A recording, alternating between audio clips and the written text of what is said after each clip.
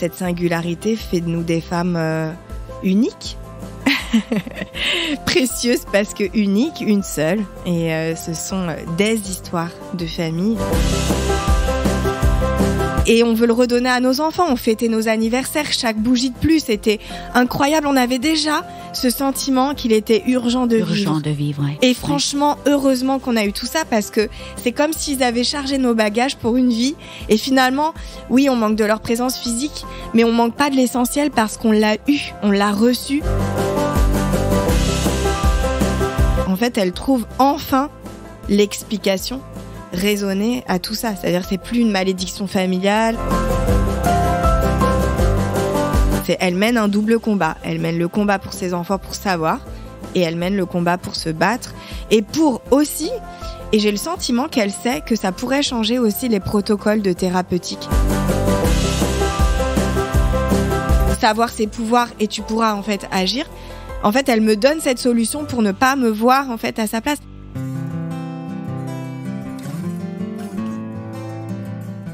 Bonjour, je suis Delphine Rémy et je vous accueille sur le podcast Naître princesse, devenir guerrière.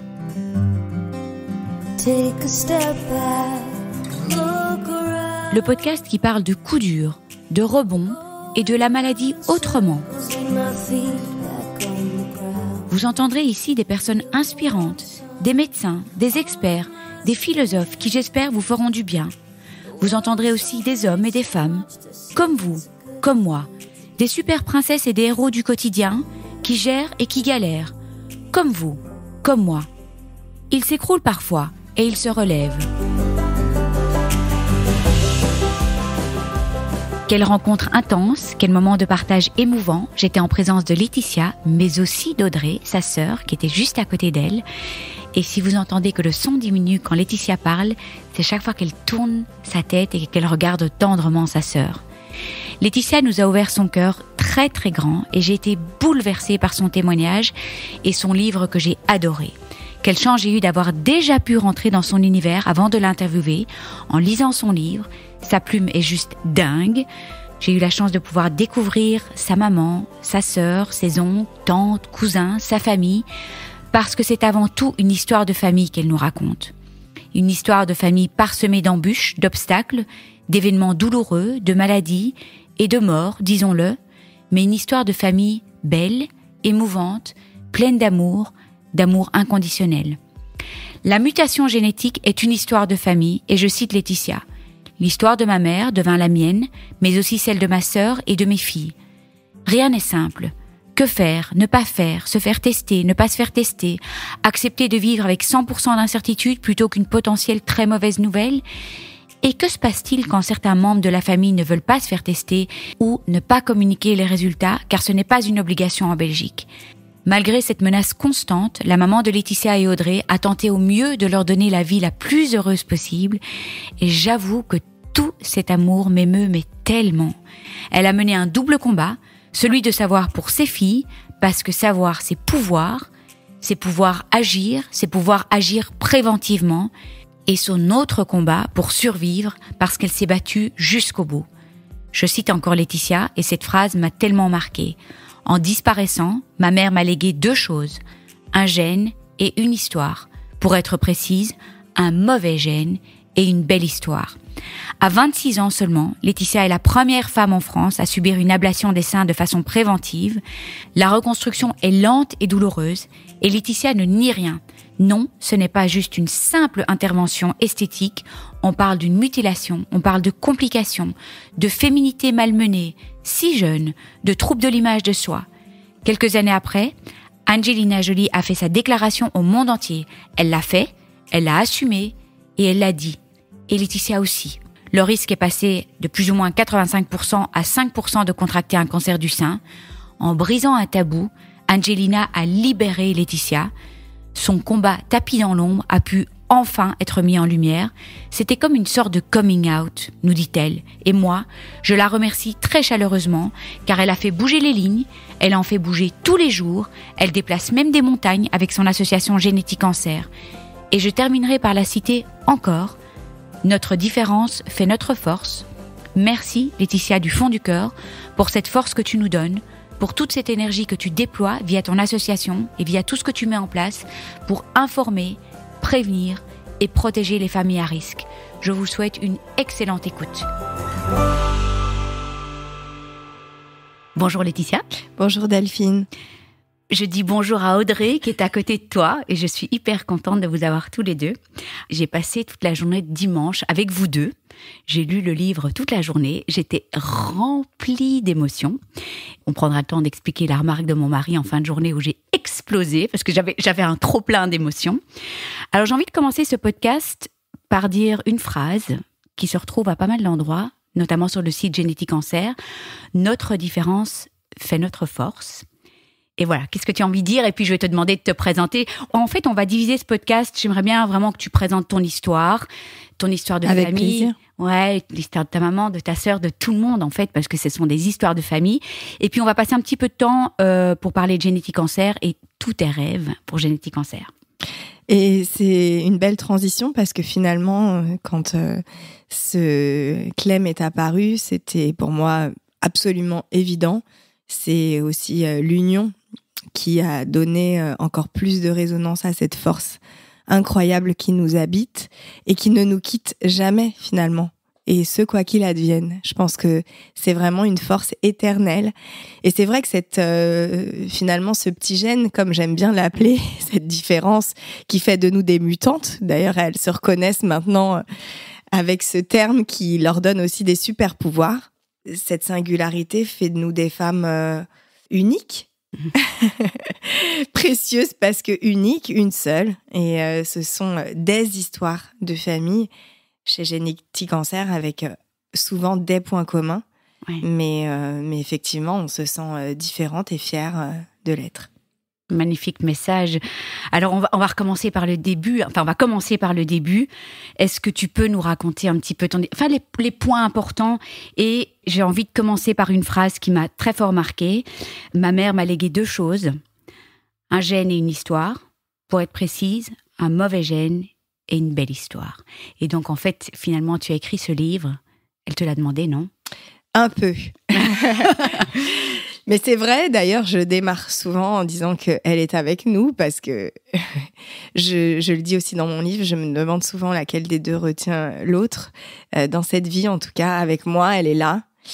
Au quotidien. D'ailleurs, je porte sa bague aujourd'hui. Je porte toujours des petites choses à elle parce que je continue d'être cette fille. C'est vrai que c'est difficile parce qu'on se posait justement ce sujet il y a pas très longtemps aussi avec ma sœur. On a des réflexions à se dire, on dit plus maman, tu vois, on l'appelle plus parce que finalement dans le quotidien ça fait partie des mots d'usage en fait. Quand tu t'appelles ta mère maman, et nous finalement on le dit plus en fait, même le jour de la fête des mères. Enfin voilà, quand on parle d'elle que finalement ce terme revient et qu'on a le sentiment presque d'être légitime de parler de notre maman parce que on peut plus vraiment communiquer en fait avec elle et comme quand on prendrait notre téléphone à maman, tu vois, on le fait plus. Nous c'était Mamie Tchouk, voilà. Et en fait, pour parler d'elle et pour continuer d'être cette fille dans mon quotidien, moi j'ai besoin qu'elle existe tous les jours dans ma vie.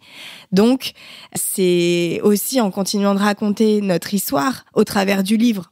Bien sûr, mais pas que, en continuant aussi de mettre mon énergie au service de ce combat avec Génétique Cancer, pour mes enfants, pour ma famille, pour mon neveu, pour ma sœur, que j'ai continué d'être cette fille, cette bonne fille, voilà, pour continuer d'avancer et surtout, lui rendre hommage parce que je pense qu'elle a tout simplement d'une façon très naturelle, très spontanée, voilà, donné ce sens à la transmission et donc à ce que comporte le fait de pouvoir retransmettre à un enfant une anomalie génétique.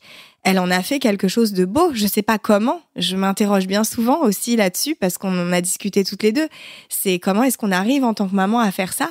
Et moi, je suis dans ce combat aussi quelque part tous les jours dans mon quotidien avec mes filles parce que je ne sais pas encore pour elles et parce que voilà, on a envie que ça reste quelque chose de fort qui nous permet de célébrer la vie. En fait, la vie est là. Et c'est vraiment quelque chose qui fait partie de notre philosophie de vie. Et je parle vraiment sous couvert de ma sœur.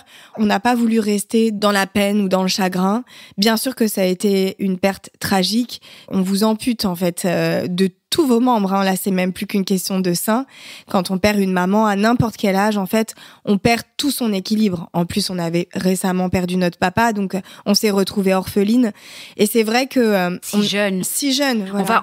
On va peut-être reprendre. Est-ce que pour ceux qui ne te connaissent pas, mais évidemment il y en a plein qui te connaissent, peut-être reprendre les grandes lignes pour retracer un petit peu l'histoire avec aussi les âges. Tout à fait. Et vraiment cette petite fille sensible qui a tout vécu, qui a pris sur elle, j'aimerais juste refaire une petite chronologie en fait de l'histoire pour ceux qui te connaissent pas. C'est très vrai, et finalement la petite fille elle est restée, tu vois, quand je te parle de ma mère ou de mes parents encore, j'ai le sentiment que j'ai aussi envie de garder cette fraîcheur, cette insouciance, tout ce que finalement on n'a pas peut-être réussi à avoir parce qu'il y avait toujours tapis dans l'ombre cette menace, qu'on sentait que les choses étaient compliquées, mais qu'au final on a eu une vie hyper heureuse en fait, quand même, avec des moments clés où elle était toujours là à faire en sorte que notre vie soit chantante, dansante, qu'on se permette des paillettes, qu'on se permette de se trouver jolie, qu'on se permette finalement toutes les fantaisies aussi. Ma mère, elle était comme ça, et notre papa, lui, c'était aussi la ferveur, la fureur de vivre. C'était le Portugal, c'était les vacances avec la fête qui ne s'arrêtait jamais. C'était des amis dans ces maisons avec des déguisements, avec tout ce qu'on aime en fait. On le sent tellement dans le livre. En fait, on a vraiment vécu ça avec ma sœur, et on veut le redonner à nos enfants. On fêtait nos anniversaires, chaque bougie de plus, c'était incroyable. On avait déjà ce sentiment qu'il était urgent de vivre. Ouais. Et franchement, heureusement qu'on a eu tout ça, parce que c'est comme s'ils avaient chargé nos bagages pour une vie. Et finalement, oui, on manque de leur présence physique, mais on manque pas de l'essentiel parce qu'on l'a eu, on l'a reçu. Ça a été un témoignage tellement fort de combativité que quand on te dit, mais quand t'es tout le temps la joie de vivre, t'as toujours ton sourire. Non, il y a des moments où on pleure, il y a des moments où on est triste, il y a des moments où on vit tout comme tout le monde en fait, c'est des ascenseurs émotionnels, on a tout le temps nos coups durs, mais par contre, en fait, il y a toujours cette nature qui reprend le dessus parce qu'on nous l'a donné, on a baigné dans ça, on a baigné dans cet amour et on veut le redonner à nos enfants, donc oui, je continue d'être cette fille. Comme à 24 ans, quand j'ai appris que j'étais moi-même porteuse de cette anomalie génétique, on avait fait donc le test avec ma maman. Il se trouve que arrière-grand-mère, grand-mère, maman. Tu peux retracer un tout petit peu l'histoire de ta maman, voilà. En quelques mots, les grandes lignes, ce qui était le plus important pour toi. Ouais. Elle avait en fait finalement pratiquement mon âge aujourd'hui quand elle a appris qu'elle était donc malade et que elle avait donc un cancer du sein invasif, intracanalaire, très agressif, alors qu'elle se soumettait à des contrôles très réguliers parce qu'elle savait donc arrière-grand-mère et grand-maman. Donc et on parlait pas encore de mutation génétique à ce moment-là. Pas du tout. Mais récidive quand même de ma grand-mère, donc elle l'avait accompagnée dans ses cancers avec une maman avec un sein en moins, ma grand-mère qui m'a élevée maternelle, donc un frère qui a disparu de façon très soudaine aussi en 6 mois de temps. On nous a parlé d'un lymphome hodgkinien, mais finalement aujourd'hui on sait que c'était du pancréas, c'est parti parce que j'ai fait des recherches derrière. Donc en fait, je sentais que il y avait une menace et qu'elle savait pour elle. Et d'ailleurs, quand elle nous l'a annoncé, c'est comme si elle savait qu'elle finirait par tomber malade. C'était assez fou. Elle parle d'un petit cancer, mais je pense qu'elle sait dès le départ que c'est pas du tout petit. Par contre, comme elle a vu sa mère vivre, pour elle, le pronostic vital n'est pas vraiment engagé au départ. Elle dit tout de suite, je vais me battre, ça va être comme mamie. Ce qu'elle voulait pas, c'était perdre son sein dans un premier temps. Mais on sent pas forcément qu'elle sent la tragédie derrière, quoi. Elle a envie de s'accrocher, elle est très curieuse, donc elle se documente, elle regarde tout, elle analyse tous ses comptes rendus. Elle fait même venir des compléments alimentaires entre ses séances de chimio. Et elle est partie pour se battre. Et puis évidemment, pour se battre pour ses filles. Et donc, c'est comme ça qu'elle apprend d'ailleurs qu'il existe, en fait, un lien entre l'hérédité et le cancer dans certaines familles. Donc là, pour elle, elle est vraiment dans les premières, en fait, parce qu'on elle est dans les premières. C'est en quelle année, ça? Tu Alors, t'en souviens du coup, la génétique, c'est 2004. Donc on n'était pas du tout nous, là. Quand elle apprend son cancer, c'est 99, puisque moi, j'allais me marier. Donc, tu vois, elle est vraiment, quand elle démarre tout ça à Gustave Roussy, donc avec Agnès Chompret, à l'époque, c'est vraiment le tout départ. Donc, elle est dans les premières. Elle est déjà pionnière. Elle démarre et elle amorce toute cette démarche en ayant conscience qu'elle fait partie des premières et que pour elle, en fait, elle trouve enfin l'explication raisonnée à tout ça. C'est-à-dire, c'est plus une malédiction familiale. Elle se dit, il y a forcément un lien avec. Est-ce qu'on en parlait histoire. déjà fort aux États-Unis ou Oui, les médecins commençaient à en parler? Elle arrive à lire et à déchiffrer des comptes rendus alors qu'elle ne parle pas anglais. Et elle arrive en fait à nous dire petit à petit en fonction, parce que bon voilà, nous on n'est pas du tout dans le même délire qu'elle en fait. On l'accompagne, mais on suit ça de plus ou moins loin et on sent qu'en fait elle est happée. Et que ça va d'ailleurs l'animer pendant tout son combat, en fait. Elle mène un double combat. Elle mène le combat pour ses enfants, pour savoir, et elle mène le combat pour se battre. Et pour aussi, et j'ai le sentiment qu'elle sait que ça pourrait changer aussi les protocoles de thérapeutique. Parce qu'elle interroge très souvent. Elle est vraiment... quoi. Oui, moi, en consultation avec son oncologue, je l'entends dire, et s'il s'avérait que ce soit un cancer génétique du sein, est-ce que ce serait les mêmes chimios? Et alors, à l'époque, elle est assez désarçonnante, oui. Et là, on lui répond que c'est pour tout le monde la même chose, qu'il n'y a pas de poids, de mesure. Comme si elle sentait que finalement, ce qu'on allait lui administrer n'était pas personnalisé et donc forcément pouvait avoir en fait un impact sur sa rémission. Donc, puis maintenant, il y a le traitement pour le BRCA1, enfin, c'est tout. Les inhibiteurs de PARP, des années après, on sent que voilà, les femmes mutées sont entendues différemment, les parcours de soins sont adaptés, on fait pas du tout la même tambouille et elle le dit en fait. C'est incroyable. Elle le dit, c'est impressionnant. Et moi, j'assiste à tout ça parce que je l'accompagne beaucoup. J'ai envie d'être très présente pour elle. C'est important pour moi aussi parce que je commence à sentir qu'il se passe un truc. Et puis, on est tellement fusionnels que je me dis, si elle emprunte cette voie-là, c'est qu'il y a un lien.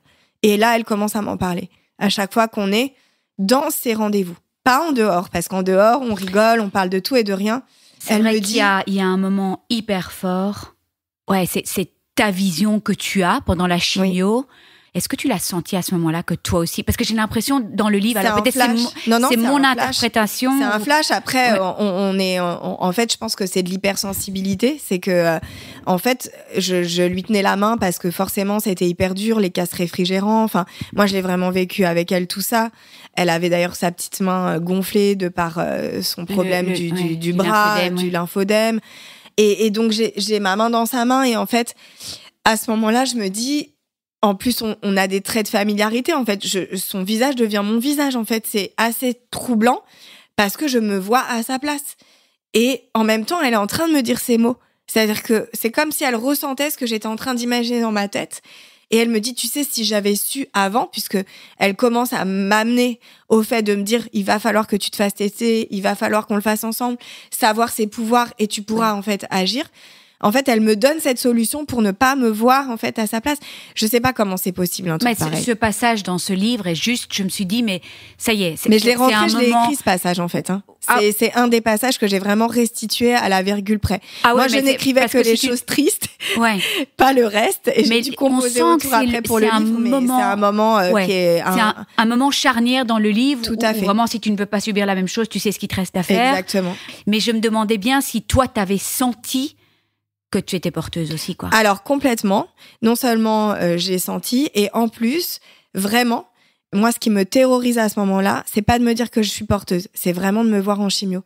En fait, je sais pas comment dire, je pense que la vision de ce que ma mère traverse, de sa douleur, de tout ça, en fait, c'est vraiment de l'ordre du sensitif. Je peux tout vivre, sauf de me retrouver à sa place.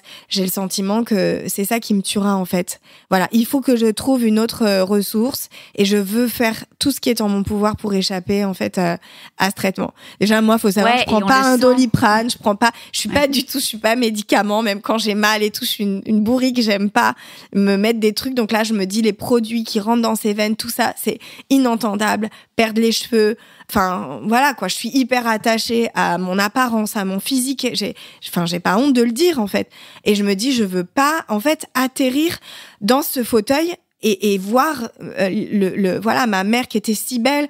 À ce moment-là, en fait, je transpose mon visage avec mon visage de chimio, en fait, parce qu'il y a une vraie couleur à la chimio, il y a une vraie odeur à la chimio, et quand on vit ça de près par procuration, en fait, dans toutes ces séances, c'était horrible pour moi. C'était comme si je la recevais sans la recevoir, et je me sentais patiente, en fait, déjà à ce moment-là.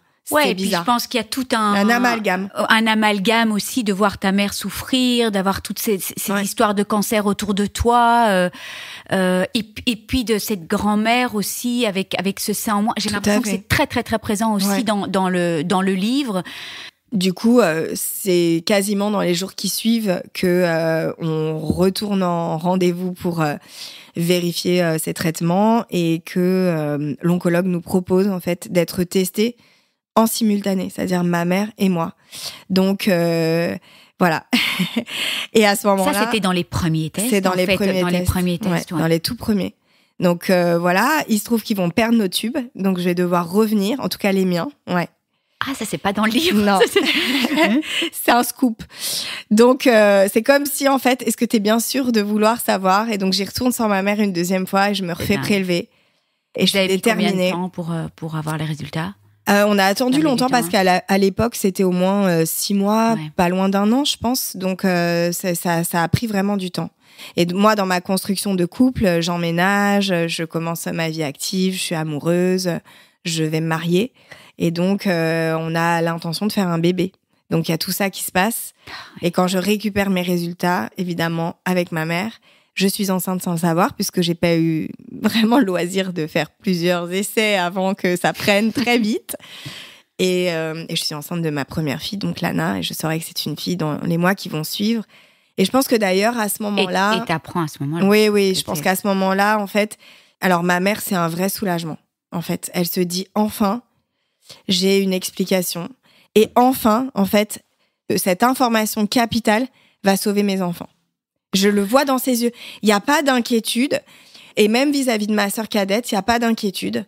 Par contre, elle aimerait, je pense, dans le sens où elle me l'a retransmis, elle voudrait que toute la fratrie l'ait. C'est-à-dire pour pas qu'il y ait de jaloux. Ouais, elle se prononce pas sur la suite, mais voilà, elle a toujours tout fait pour nous pareil. Donc, en fait, finalement, c'est pareil. On saura que elle a fait pareil pour nous deux. Ouais, on va parler d'Audrey aussi dans le... Donc voilà, donc on a partagé ça aussi. Mais voilà, donc ça l'inquiète pas. Et parce que vraiment, savoir, c'est agir. C'est pouvoir, c'est agir. C'est savoir, c'est pouvoir. Et on le sent à travers... Et finalement, c'est toute la base de Génétique Cancer. Ah, mais c'est toute la base de... Elle veut nous sauver, en fait. Ouais. Donc c'est sa bouée de sauvetage. Et donc ces lettres, elle s'y accroche. Et elle dit, même si c'est trop tard pour moi, je me souviens ce jour-là, même si c'est trop tard pour moi, elle a prononcé ces mots-là. Ouais. Vraiment. Elle m'a dit même si c'est trop tard. À ce moment-là. On était dans les poumons. Si. Ouais. Ça commençait à se gâter. Donc elle m'a dit c'est trop tard pour moi. Elle croit qu'elle va vivre jusqu'au bout. Oui, jusqu'au bout. Hein. Lana, pour elle, la naissance de ma fille, c'est sa lumière de vie, c'est voir sa descendance. Pour elle, c'était déjà pas gagné. Donc heureusement qu'elle a eu ce beau cadeau en fait parce que c'était important qu'elle soit grand-mère. Elle a été grand-mère jeune, donc on a le sentiment que jusqu'au bout, jusqu'à la dernière minute, elle demande de la chimio, alors qu'on était en train de la soulager, de la sédater en fait. Ouais. Et donc, évidemment, après, la question se pose de la double mastectomie pour toi. Toi, il me le présente pas comme ça du tout au début, et c'est ce qui l'a fait hurler en sortant. Elle me dit, bon, oui, il nous l'a mis un peu en solution de secours, mais... oui, puis à l'époque, on n'était pas là-dedans. Non, Aux États-Unis, je sais pas trop, à cette époque-là, s'ils étaient quand même vachement en avance. C'était le balbutiement, franchement, c'était le balbutiement. Oui. Donc, honnêtement, on me dit, on va vous suivre, c'est super, dès votre plus jeune âge, vous allez commencer les échos. En plus, vous avez les seins mastodiques, donc voilà, il va pas falloir... ne vous inquiétez pas, on a un système qui nous permet de vous envoyer presque des alertes avec des courriers à date, vous n'aurez pas à vous préoccuper de ça, au contraire, vous allez être prise en charge. Enfin, c'est du pratico-pratique en fait. On me parle d'une logistique de suivi en recommandation de suivi, mais pas tellement d'une solution préventive et absolument pas d'ablation. C'est moi qui le demande en fait. Mais et puis en plus, si je t'avais 22 à ce moment-là. 22, exactement. 22, enfin 23, donc, oui. Est-ce qu'on a vraiment... On n'est pas du tout là-dedans. Non. On est dans la construction d'une famille, Tout à fait. dans les sorties, dans les trucs. C'est l'enfer. Tout quoi. à fait. Bon, après là, toi, t'étais fermement décidée. Moi, j'étais déterminée. La seule chose qui me demande de la temporalité, c'est que je suis enceinte. Donc, forcément, je me dis, là, donc du coup, je vais vraiment... on va avoir tout le questionnement jusqu'au bout de porter la maternité. Est-ce que je veux allaiter ma fille ? En plus, c'est une fille. Enfin, voilà. Donc là, il se passe des milliards de choses dans ma tête. Et en même temps...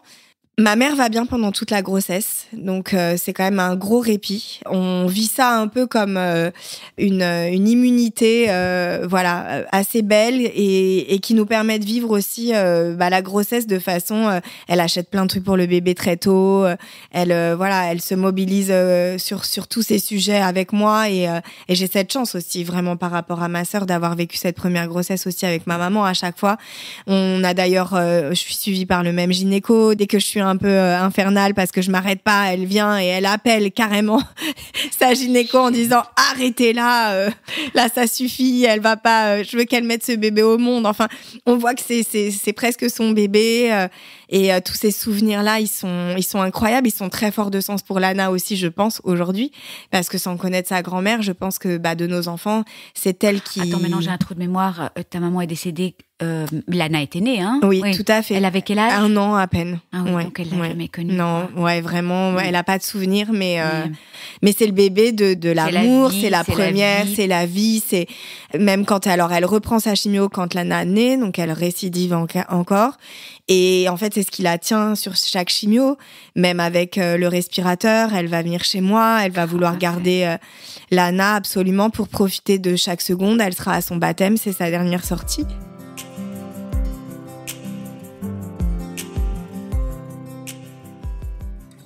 Effectivement, en fait, cette date et ce baptême, c'était pour elle sa dernière belle tenue. C'est celle qu'on a choisie. On savait que ce serait son dernier été.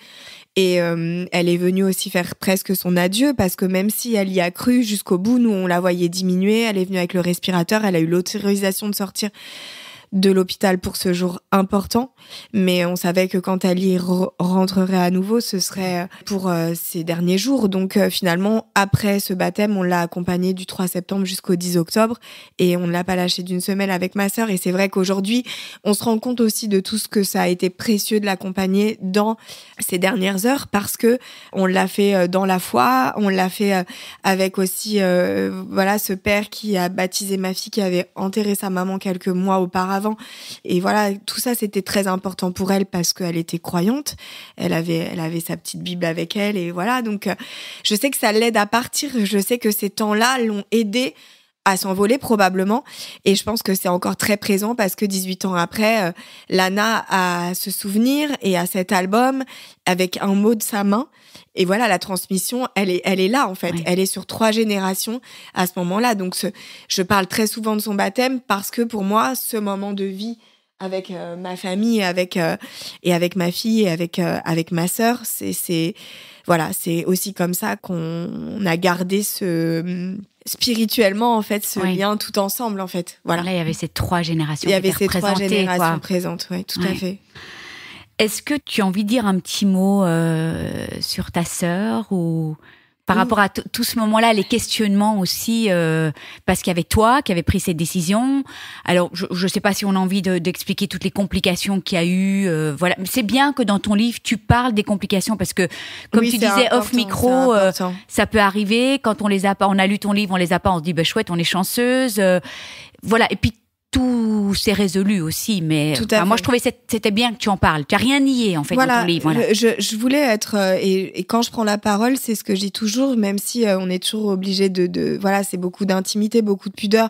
On a des filtres évidemment, mais en tout cas il y a une transparence sincère avec le fait que j'aurais pas pu raconter que c'était une opération de croisière. Ça ne l'est pas encore aujourd'hui et ça ne doit absolument pas remettre en cause une prise de décision. C'est juste qu'on l'apprend en conscientisant le fait que ça peut se compliquer, qu'il peut y avoir un rejet de prothèse, qu'il peut y avoir des coques, qu'il peut y avoir aussi une contamination lors d'une chirurgie, parce que comme toutes les chirurgies, ça fait partie aussi.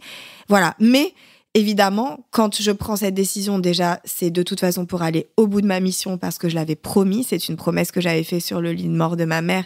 Et pour moi, c'est la seule façon pour moi de pouvoir me dire que j'ai une projection après ça et que je vais renaître. Et c'est vraiment une renaissance.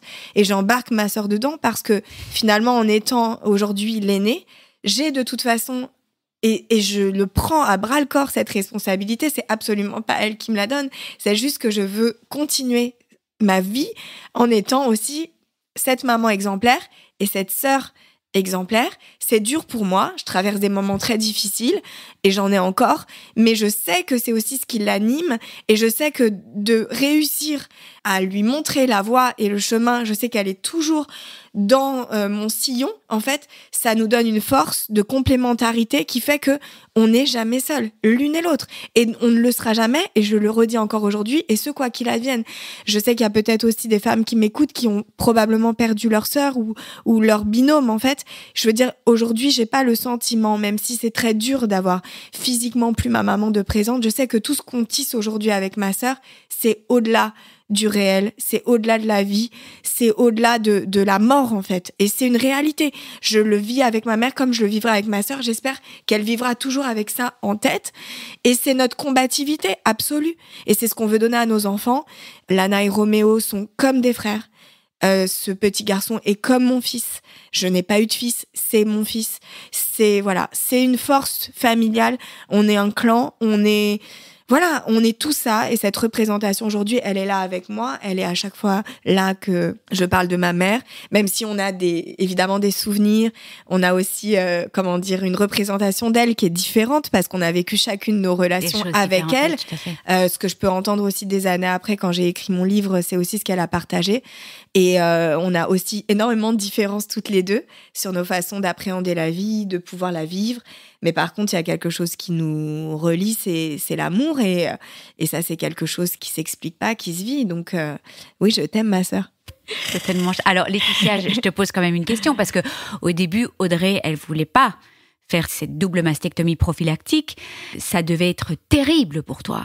Oui, comme là, elle m'a aussi mis un lapin le jour de mon rendez-vous pour l'ovarectomie. Donc, je la pratique, je la connais et je sais que vraiment, elle, pour le coup, elle est anti-hôpitaux, anti-rendez-vous, ça la stresse, ça l'angoisse.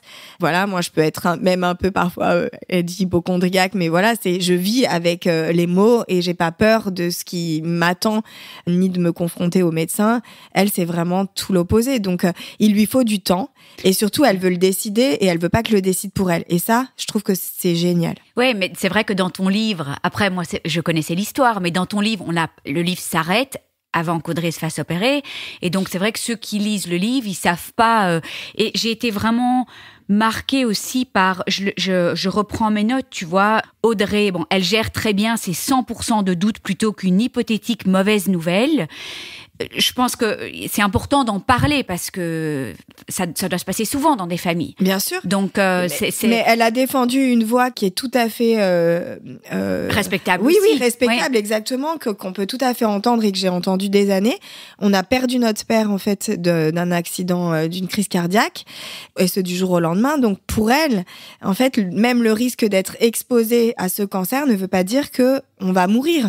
Donc, il y a eu longtemps, en fait, la temporalité qui a joué, et c'est pour ça que je dis c'est important de choisir le moment ou de ne pas le choisir si on ne le sent pas, parce qu'effectivement, il y a aussi des femmes qui vivent avec le BRCA2 toute une vie et qui n'exprimeront pas le gène, et même dans ce pourcentage de risque qui est infime, certaines ne tombent pas malades. Voilà. Donc, on a le droit de jouer, et on a le droit, enfin, quand je dis jouer, on a le droit d'aller en tout cas au devant aussi de ces informations en respectant la position de ceux qui ne souhaiteraient pas passer par cette étape qui est quand même pas clairement une opération de croisière, quoi. En fait, c'est pas... Mais si tu donnes les chiffres, on a quand même... Alors si je donne les chiffres, mais je pense que au-delà des chiffres, il faut vraiment parler en famille. Et aujourd'hui, je pense que les oncogénéticiens respectent aujourd'hui plus que jamais le calcul de risque personnalisé, où chaque famille, et où vous avez des familles où on sait que finalement elles sont complètement décimées par du coup la mort.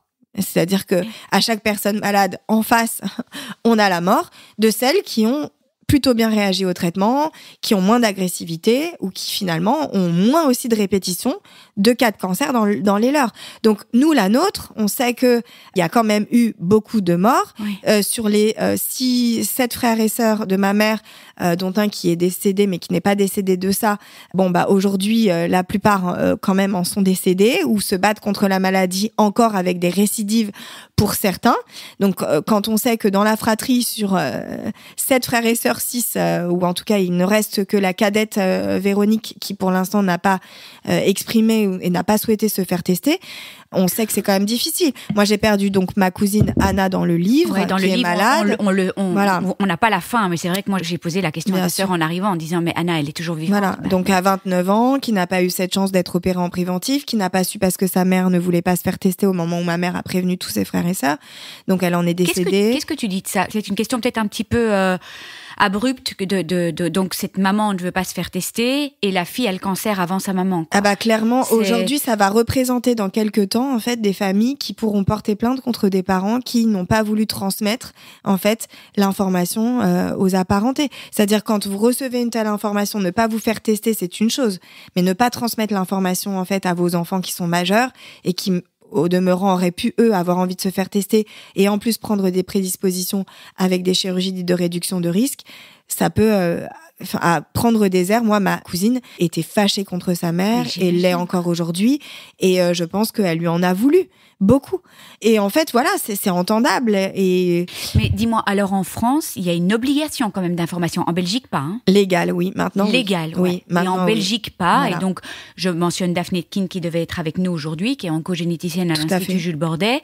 Elle disait que c'était extrêmement compliqué dans des consultations parce que quand il y a des mésententes aussi entre frères et sœurs, non, je le dirai pas. Enfin, c'est Mais terrible. En fait, c'est à la charge de chaque famille. Donc, en fait, aujourd'hui, pour l'instant, il n'y a pas de cas qui ont été présentés, en tout cas à ma connaissance, dans les tribunaux, parce que, faut quand même y aller pour porter plainte contre, après, en étant malade, sa mère ou son parent. Enfin, c'est terrible. Mais c'est bien qu'il y ait un cadre légal, quand même. C'est important. Il y a le cadre légal, mais je veux dire, aujourd'hui, chaque personne, en fait, est libre de faire cette démarche. Il y a des courriers qui partent, mais vous savez, quand les familles sont éclatées, parfois à l'étranger, c'est difficile de refaire ce maillage complet.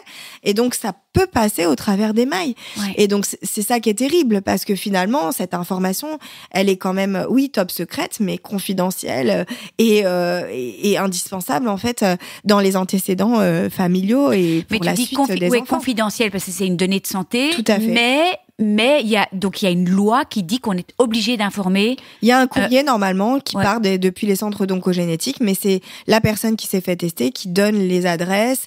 Il y a des mais donc le médecin ne peut pas dévoiler ce secret. Par exemple, si un médecin généraliste le sait pour une mère, est-ce qu'il a le droit de le dire aux enfants? Non, je pense qu'en fait, il y a le consentement éclairé aussi qui fait qu'à un moment donné, le test doit se transmettre, en fait, plutôt d'apparenter que au médecin. Je pense que c'est au bon vouloir de la personne qui souhaite savoir, parce qu'il y a rien qui oblige, en fait, cette personne à se faire tester. Oui. Donc, même si, finalement, et ça va répondre à ta question, les résultats sont là, les médecins ne feront pas la démarche si les personnes ne viennent pas récupérer, en fait, finalement, leurs résultats. Donc, ça peut prendre des années, en fait, avant de restituer. Ils ne seront pas dans l'obligation d'appeler pour dire elle est porteuse. Voilà, c'est toujours avec la volonté d'une démarche, en fait, vraiment personnelle de savoir et de prendre connaissance. Voilà, donc on a encore du chemin à faire. Mais avant de te poser, on va peut-être dire un petit mot d'Angelina Jolie, évidemment. Et ce qui m'a très fort marqué, ce passage dans ton livre où tu dis Angelina Jolie vous donne pour la première fois le sentiment de réintégrer la communauté humaine, de revenir au bercail. Et donc j'ai l'impression que ça a été pour toi un moment où tu pouvais t'exprimer, tu étais légitime, alors que, je veux dire, pour moi, t'as toujours été légitime, tu vois, mais que ça a été vraiment... c'est presque comme un coming out, en fait. Ouais. Moi, je compare à ça sans l'avoir vécu. C'est juste à un moment donné, on a juste le droit de s'affranchir de nos idées, de nos opinions, parce que finalement, ça pouvait être très contesté. Elle a pris quand même cher aussi, avec des remarques et des remontrances qui ont été juste dingues. Pourquoi pas se faire enlever le cerveau? Enfin, moi, ça m'est resté vraiment... Tu vois, moi, j'ai même pas entendu tout ça. Ça a été vraiment difficile. Et donc, moi, c'est vrai que quand j'ai fait ce choix-là, les gens ne peuvent pas forcément comprendre pourquoi est-ce que je touche à des tissus sains. Enfin, c'est pas du tout dans les mœurs. Donc, à ce moment-là, je me dis, waouh, en fait, ok, non seulement elle le fait, En plus, elle l'assume. En plus, elle le dit. Donc là, je me dis, eh bien, pourquoi pas moi, en fait, finalement. Et donc, il se trouve que, voilà, la vie faisant, j'avais donc une amie qui travaillait au journal de l'info, qui savait qu'on cherchait, donc, voilà, des témoins qui connaissaient mon histoire, parce que c'était vraiment mon amie proche. Et donc, elle me convainc, en fait, de faire ce premier témoignage qui a changé et bouleversé l'ordre des choses. Et ma sœur aussi, qui était là, qui pleure de joie, en fait, ce jour-là, parce que je pense qu'elle a aussi vu mon combat tapis dans l'ombre, et elle s'est dit, évidemment, que c'est un parcours atypique, évidemment, que prendre cette décision à un âge aussi jeune, enfin, on a vécu tout ça, elle et moi, et sans ma mère au réveil. Donc, je veux dire, ma sœur m'a beaucoup, beaucoup épaulée. Il faut savoir quand même que pour les aidants aussi, à côté, l'entourage proche, la famille, une chirurgie comme ça, c'est pas anodin. Enfin, non, est-ce que tu pourrais bien répéter ça, c'est un message que, donc, ça n'a rien à voir avec la chirurgie esthétique, parce qu'on l'entend quand même. Non, oui, voilà. Précise-le bien, parce que c'est important. C'est une mutilation, je le dis, sûr. C'est une mutilation vraie. On perd tout le sens du toucher, des ressentis de nos seins. On reconstruit l'illusion d'un sein, parce que la projection n'est absolument pas la même avec des prothèses. On fait des trucs magnifiques, et merci aux chirurgiens esthétiques qui ont travaillé aujourd'hui pour proposer des choses qui permettent de corriger le tir, si je puis dire. Mais honnêtement, c'est... voilà, quoi, vous faites sauter la poitrine. Donc, de toute façon, à ce moment-là, et franchement, c'est le cadet de mes soucis d'imaginer ce que ça va donner. D'ailleurs, je voulais pas forcément me faire reconstruire. C'est le chirurgien qui me convainc de le faire, parce que j'ai une poitrine vraiment très généreuse. Je fais entre un bon essai et aidé.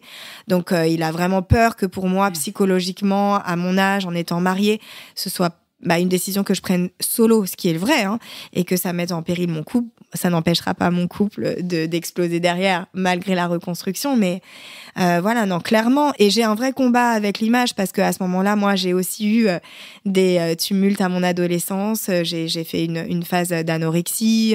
Je le dis, je suis très attachée à mon apparence. Je prends énormément soin de moi, mes cheveux, la beauté pour moi. C'est pas superficiel, c'est non, très pas bien du tout. de le dire. Mais d'ailleurs, j'ai jamais vécu comme quelque chose de superficiel. J'ai toujours mis au premier plan, parce que et ta maman était très coquette aussi. Voilà, j'avais aussi un corps que j'entretenais. J'ai toujours fait beaucoup de danse. Enfin, on s'est toujours beaucoup regardé dans le miroir. En fait, quand on est danseuse, c'est quelque chose. Le miroir vit avec nous, et toujours, toutes les semaines, on se remet devant le miroir, parce que c'est aussi un culte de ligne, de corps, voilà, de grâce, de tout ça. Donc, évidemment que c'est dur pour moi de voir mon buste défoncé, voilà, parce qu'il est défoncé, parce que je suis tuméfiée, parce qu'en plus moi je marque énormément, parce qu'au départ c'est pas des seins, j'ai l'impression que c'est, voilà, très vite je coque, donc ça se met j'en ai un qui est plus haut que l'autre, et à chaque fois que je déboulonne ma chemise, quand je montre à mes amis, ça va, en fait, à chaque fois quand vous vous mettez à raconter, les gens fantasment, donc le pire, et à chaque fois on a le sentiment quand j'ouvre, finalement non, ça va, c'est pas si terrible, enfin, si, c'est terrible, en fait, quand moi j'avais une superbe poitrine, enfin, je le revois encore dans mon bustier de mariage, où j'avais les seins qui débordaient, j'avais vraiment une paire de nibards incroyables, et voilà, c'est dur quand même d'avoir à faire ce travail. Donc après, on focalise plus là-dessus, très clairement. Mais du coup, ça vous force à travailler complètement, en fait, changer votre façon de vous regarder. J'ai adoré, parce que tu le dis, sauver les apparences, c'est aussi se sauver. Mais oui. J'ai trouvé ça génial, quoi. Mais au moins, tu légitimes, en fait, Tout à fait. Je pense que c'est peut-être le moment de mon pauvre mari, je vais complètement le descendre dans ce podcast, mais de dire la réflexion, en fait, qu'il m'a faite. Donc, tu vois, samedi, j'étais avec vous deux, j'ai lu le livre toute la journée. Et puis, je lui raconte toute l'histoire, les émotions débordaient, et puis il me dit, enfin, Delphine, elles n'ont pas eu de cancer, elles ont enlevé leur sein, et puis ça, elles vont pas avoir de cancer. Et là, j'étais furieuse, j'ai explosé en sanglots, et je me suis dit, mais est-ce qu'il comprend l'impact? Est-ce qu'il a même compris tout ce que j'ai vécu? Mes 8 opérations, je dis, mais tu te rends compte, elles étaient hyper jeunes. Enfin, c'est pas l'âge de la maladie, quoi. C'est toute cette reconstruction de la féminité. Et puis je l'ai pris aussi personnellement par rapport à, voilà, et de dire, elles ont pas eu le cancer, ça va, voilà, on leur a remplacé les seins, quoi. Je me suis dit, mais c'est pas possible et je suis sûre que c'est encore ce que les gens peuvent penser, quoi. Mais et quelque part, je rejoins leur pensée. C'est-à-dire que moi, j'ai continué de dire quelque part, évidemment, pour moi, les héroïnes sont celles qui se battent contre la maladie, qui se battent contre les traitements. Mais j'ai toujours minimisé, en fait, finalement, ce geste sans le dédramatiser, parce que c'est quand même aussi un drame dans une vie, quoi. À un moment donné, c'est avoir à faire ce choix pour vivre. C'est quand même une amputation terrible, et on nous a aussi pris des années évidemment de vie, en fait, dans cette insouciance où on a, voilà, où on se dit oui, ok, on n'a pas le pronostic vital engagé, mais enfin, je vous assure que moi, avant d'en parler, je trouve que mes ambassadrices qui en parlent aujourd'hui très vite, qui acceptent d'être filmées, et je les remercie de le faire à chaque fois, moi j'en étais incapable. J'ai dû attendre 10 ans avant de pouvoir me regarder dans le miroir, avant de pouvoir assumer, avant de pouvoir refaire ma vie, avant de pouvoir aujourd'hui, même encore, parce que après avoir vécu l'ovarectomie, me retrouver dans une situation de femme ménopausée où j'ai le sentiment que à chaque fois c'est une fin en soi. Ça n'en est pas une, encore une fois, mais je traverse les raideurs articulaires, voilà, le manque de souffle, les insomnies, les mêmes choses que ces femmes qui quelque part vont le vivre quand même 10 ans après moi, à 40 ans. Voilà, c'est des choix que j'assume pleinement et pour lesquels je suis heureuse parce que j'ai l'impression d'être en pleine santé quand même quand je le fais, mais il n'empêche que effectivement c'est pas anodin, et dans un parcours de vie, même si je veux en faire une valeur ajoutée, ça vous entame. Voilà. Bien sûr. Et c'est quand même la réalité.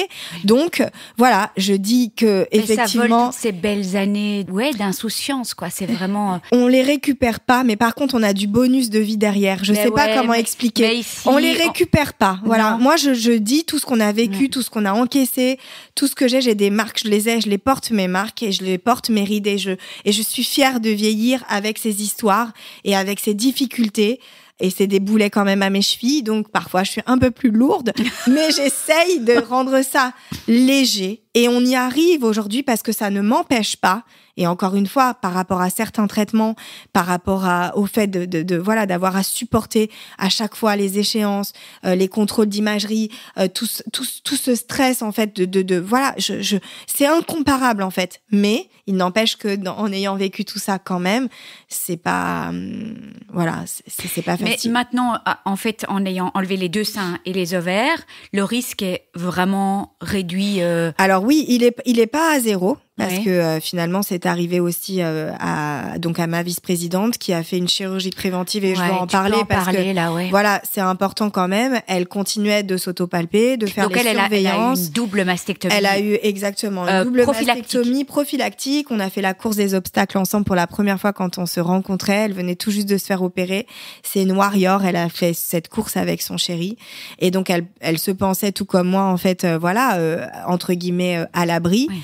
Et malheureusement, en fait, en palpant ses seins, donc ce qu'elle continue de faire parce qu'elle avait gardé un tout petit peu de glande mammaire. Mais de toute façon, on en garde toujours un tout petit peu. On ne peut pas enlever 100% de la glande, c'est impossible.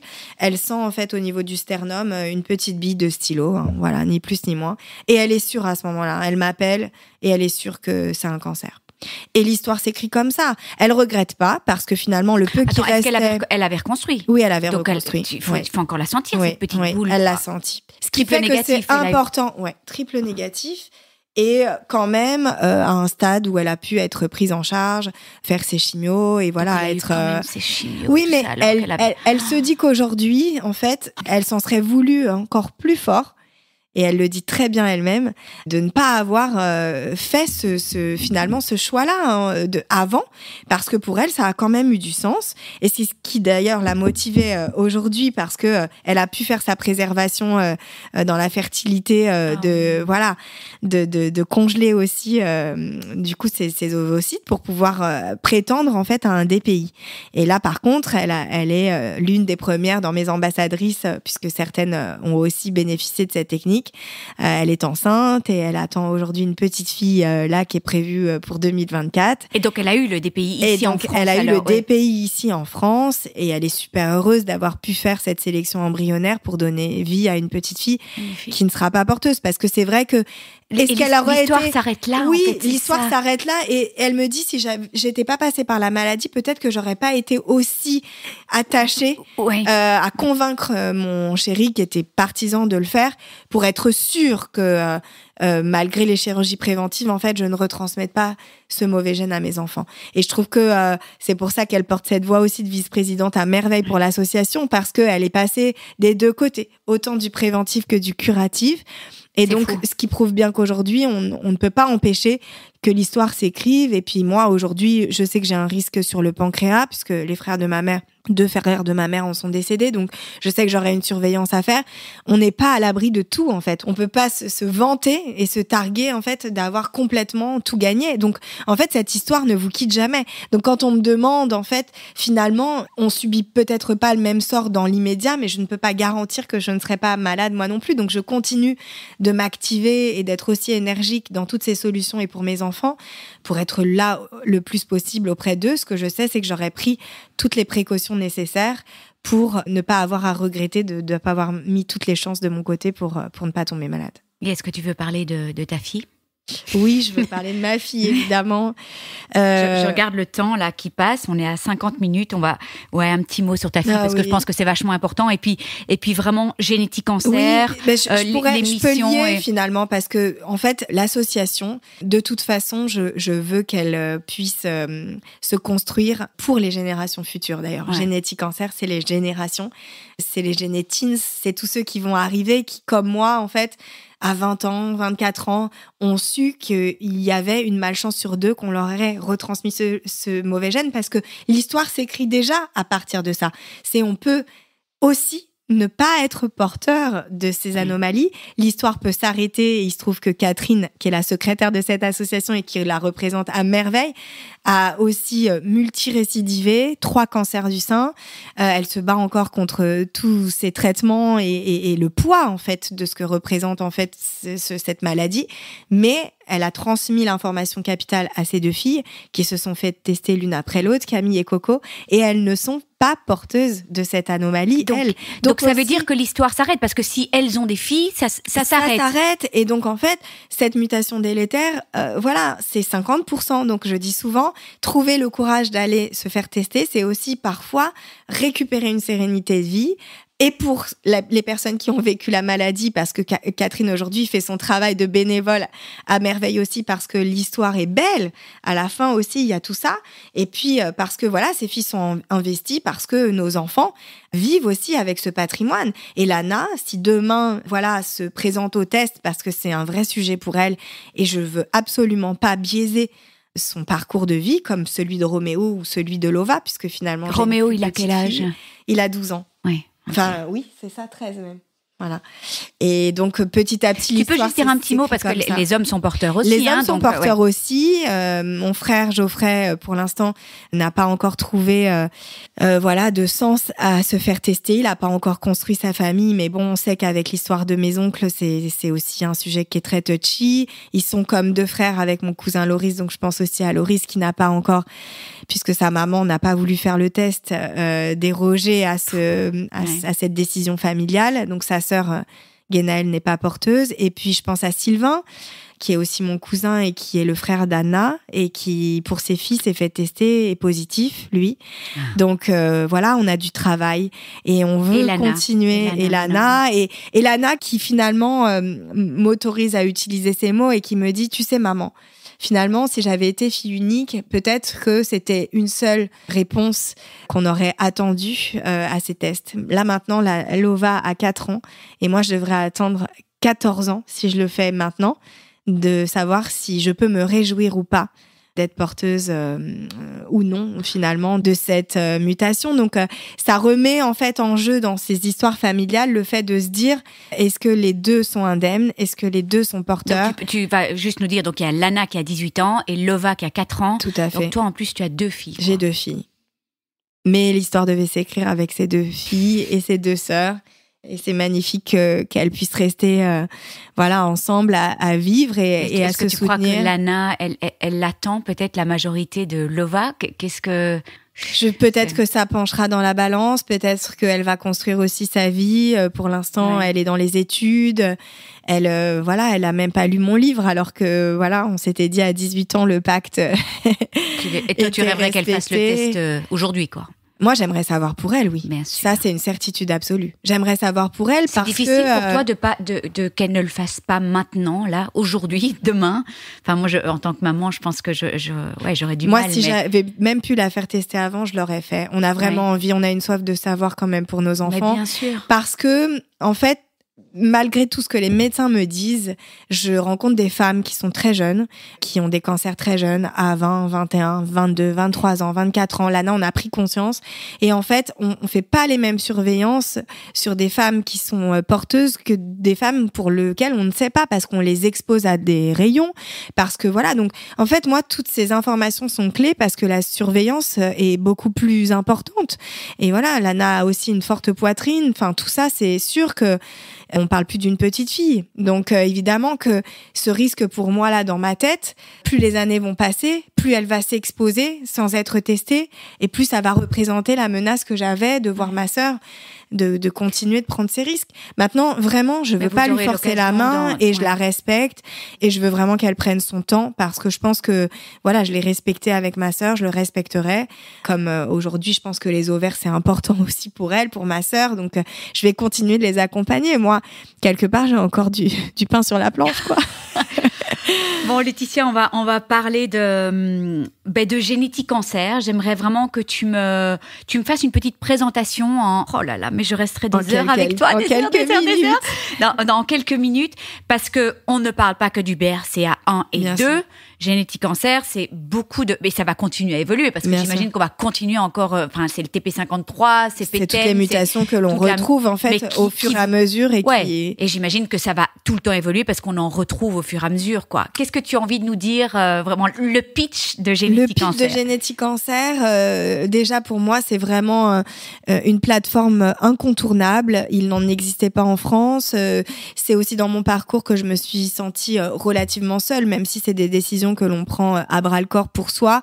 Je pense que le fait de ne pas avoir pu les partager, et même d'ailleurs avec Angelina, ce que je dis très justement, c'était difficile pour moi de me rendre compte en fait de l'incidence de ces chirurgies, de ce que ça allait pouvoir représenter. Et puis je suis plutôt quelqu'un qui parle, donc c'est vrai que quand j'ai été en capacité de communiquer, d'en faire un livre, au moment des dédicaces, les femmes sont venues à moi naturellement en me disant voilà, on a fait le même constat que vous, il n'existe rien, on peut pas se confier, on a été en consultation oncogénétique, on nous a pas donné d'association alors qu'il y en a d'autres. Donc voilà, elles attendaient finalement que je donne ce coup d'envoi. Et attends, et je peux juste te couper, la prise de sang génétique, moi elle m'a été refusée, donc parce donc en Belgique on a fait tout l'arbre généalogique. L'oncogénéticienne a décidé que non, c'était pas voilà. et j'ai après voilà, je l'ai eu quand même. Est-ce qu'en France c'est refusé? Alors, il faut savoir que effectivement, c'est au bon vouloir en fait des centres d'oncogénétique. Donc il y a tout un questionnaire au préalable qui permet vraiment d'avoir une photographie de l'arborescence familiale en fonction des cas, ce qu'il faut surtout bien mettre à jour, parce que finalement aussi la révélation de plusieurs cas de cancer qui arrivent au cours de la vie, en fait permettent aussi de pouvoir repositionner en fait dans la recommandation d'un test la famille tout simplement. Donc à l'instant T, oui. Et il faut pas s'arrêter. C'est malheureux, mais comme toi, tu vois, voilà. Mais moi, je me suis dit, je m'en fous, je vais aller. Quand on a l'intime conviction, c'est comme quand vous savez que vous avez votre enfant qui est malade, il faut aller au bout de ces démarches. Maintenant, ça doit être encadré et il faut pas hésiter en France à changer en fait de centre d'oncogénétique, à être vu, à prendre un second avis. Nous, chez Génétique Cancer, c'est aussi pour ça que j'ai fondé cette association, qui est une association de loi 1901 de patients. C'est vraiment d'abord le cœur premier et la motivation, c'est d'accompagner les familles, et donc autant sur le plan de la prise en charge, donc c'est-à-dire on se pose des questions, est-ce qu'on est légitime, est-ce qu'à partir de 3-4 cancers, des cancers jeunes, on peut prétendre à une consultation oncogénétique, est-ce qu'on peut demander à l'oncologue, est-ce qu'on peut en parler à son parent malade, parce que finalement c'est grâce aux informations capitales des malades qu'on apprend à connaître les informations pour les indemnes. Donc voilà, en fait on les encourage et on les accompagne dans toute cette démarche. On rassure aussi ceux, parce que Angelina Jolie, l'effet Angelina, ça a créé aussi un sentiment de panique et d'angoisse assez confusant. Donc c'est bien aussi qu'une association puisse répondre en disant non, voilà, là il faut peut-être attendre, il n'y a pas de raison de s'inquiéter. Enfin voilà, on essaye toujours d'englober la parole, de faire en sorte voilà de recueillir c'est marrant, tout ça. Angelina Jolie, pour moi, ça a été vraiment un progrès énorme pour l'oncogénétique, mais j'ai pas imaginé aussi les angoisses que ça a pu provoquer. Il y a eu des angoisses naissantes, il y a eu un double consultation, donc voilà, des médecins qui sont aujourd'hui les conseillers en génétique, qui sont aussi complètement, ils sont pas surstaffés, donc ils sont complètement acculés par la demande, donc c'est aussi des temps et des délais d'attente. Donc, c'est répondre aussi à tous ces délais, parce que finalement, voilà. Et donc, essayer de faire cette première sélection, accompagner, et une fois ensuite que la prise en charge se fait, accompagner tous les membres des familles. C'est toutes les ambassadrices qui c'est toutes aident, les ambassadrices, exactement. Voilà. La constitution de cette association, pour moi, c'était d'abord trouver un conseil scientifique valable. Voilà. Donc, on est très accompagné par donc des conseillers en génétique, oncogénéticiens, d'à peu près d'ailleurs tous les établissements et tous les instituts, autant des centres de lutte contre le cancer que Gustave Roussy, que donc Curie. France, maintenant donc Belgique. France, et on est en train de faire en sorte d'avoir une antenne en Belgique, parce que effectivement, comme tu le dis, il s'agit pas que d'accompagner les BRCA, même si c'était mon histoire, c'est celle que j'ai pu le mieux incarner et le plus renseigner. Maintenant, ça fait 7 ans que l'association existe. On essaie de représenter des ambassadrices d'à peu près toutes les mutations, en tout cas celles qui viennent à nous et qui se sentent fortes de pouvoir accorder du temps, parce que c'est quand même très chronophage, c'est que des bénévoles, d'accompagner les familles. Et on crée des matchs, en fait, un peu comme des rencontres avec des binômes, où par exemple, même âge, même mutation, peut-être même chirurgien dans les familles qui veulent aller jusqu'au bout de la chirurgie dite de réduction de risque, à différentes étapes. Autant les femmes qui sont aussi malades, parce que on prend différemment les informations quand on est dans un parcours curatif. On a aussi besoin d'avoir des infos en fonction des traitements, des inhibiteurs, de l'hormonothérapie. Donc voilà, on crée ces matchs avec les femmes malades, comme on peut les créer avec des femmes indemnes, en dehors du parcours de prise en charge et jusqu'au parcours de la chirurgie, qui peut très bien se passer aussi dans un centre qui n'est pas forcément un centre de lutte contre le cancer. On peut choisir de le faire dans une clinique privée. Et toutes les femmes qui sont déjà métastasées et tout ça, il y en a qui font partie de Bien sûr, et régulièrement d'ailleurs, elles me demandent à ce que je les mette en relation avec d'autres femmes qui vivent depuis très longtemps, depuis de nombreuses années, avec leurs mutations, avec leurs récidives. Voilà, Catherine en fait partie, de 3 récidives. Donc voilà, ces femmes aujourd'hui avec des cancers du sein métastatiques sont là, avec parfois des prises au foie, des prises en métastase osseuses, et elles vivent et elles sont avec nous. On en a aussi évidemment perdu certaines. Voilà, mais le cœur de Génétique Cancer bat toujours aussi fort, et encore plus pour ces cœurs-là. Donc voilà, donc on continue de faire des collectes de fonds, de l'appel pour subventionner des projets de recherche. Ça, c'est hyper important, des galas. Elles collectent, donc les ambassadrices réalisent aussi des concerts, des marches, des courses. Donc vous verrez régulièrement en fait chaque région sollicitée par antenne sur Instagram, sur Facebook, en fait, les collectes. Voilà, parce qu'on a besoin de financer des cohortes, des études sur les familles à risque, justement, pour en apprendre davantage, pour identifier des nouveaux variants de significateurs inconnus qui nous permettent de classer ces familles, pour ensuite trouver de la thérapeutique en adaptation clinique avec toutes ces avancées que vous connaissez en immuno et puis sur ces inhibiteurs de PARP. Donc voilà, donc nous, on est aussi ce relais. Et puis, on fait tout ce qui est information. On crée de la brochure, de la doc, on fait des conférences, on essaie de mettre en lien en fait les acteurs du monde médical avec les patients experts qui deviennent des patients experts, malades ou indemnes comme moi, qui finalement en fait apportent des informations clés et qui permettent de faire avancer aussi la prise en charge sur tous les plans. Quel est ton grand rêve pour Génétique Cancer ? Alors là, on est à 7 ans pour Génétique Cancer. Dans 3 ans, pour moi, j'aimerais vraiment professionnaliser l'association. C'est vraiment un souhait aussi des ambassadrices. On aimerait pouvoir recruter, donc ce qui veut dire plus de dons, plus de subventions, la structurer avec plus d'engagement. Donc il nous faut des forces vives, du mécénat de compétences. On a 3 ans pour préparer tout ça. Et j'espère fêter les 10 ans avec peut-être des premiers contrats de travail, avec des salariés. Mais toi, tu voudrais travailler plein temps là, ou moi j'ai vraiment une casquette de fondatrice, de présidente. On est toutes des bénévoles au bureau, vice-présidente donc Amélie, secrétaire et trésorière. Et je veux garder cette casquette parce que pour moi, je veux vraiment que ça reste du bénévolat. Je veux pas gagner ma vie grâce à cette association, mais par contre, si je peux donner du travail parce qu'on a de plus en plus de demandes à des femmes qui aujourd'hui ont envie de s'investir et justement pour être transformer ce temps-là dans l'engagement. Je sais ce que ça veut dire d'être une femme engagée et je trouve que ce serait vraiment génial. Ce serait ma réponse pour que l'association puisse pérenniser et qu'on continue en fait d'avoir encore plus de moyens et puis qu'on puisse aider peut-être aussi les pouvoirs publics, avoir une vraie prise de parole et tout ça, voilà, ça avance. Mais comme je leur dis très souvent, il faut prendre le temps de faire les choses posément et avec toute l'expertise et le soin nécessaire parce qu'on passe pas d'une ONG association à une forme de business en fait derrière tout ça. Je veux pas que ce soit mercantile, je veux que tout soit pesé et que quelque part on continue de le faire avec autant de cœur et avec autant de sincérité et de vie, voilà, que tout ce qu'on peut mettre dans l'association aujourd'hui. C'est une vraie réponse et j'étais à la course des Lumières samedi, donc évidemment au profit de l'Institut Curie parce qu'on continue de soutenir toutes les causes et tous les établissements et j'espère pouvoir faire aussi des projets pour subventionner peut-être des projets de bordée puisqu'on en a parlé. Ouais. Ce serait géant et en fait voilà, toutes ces lumières s'allument en mon cœur.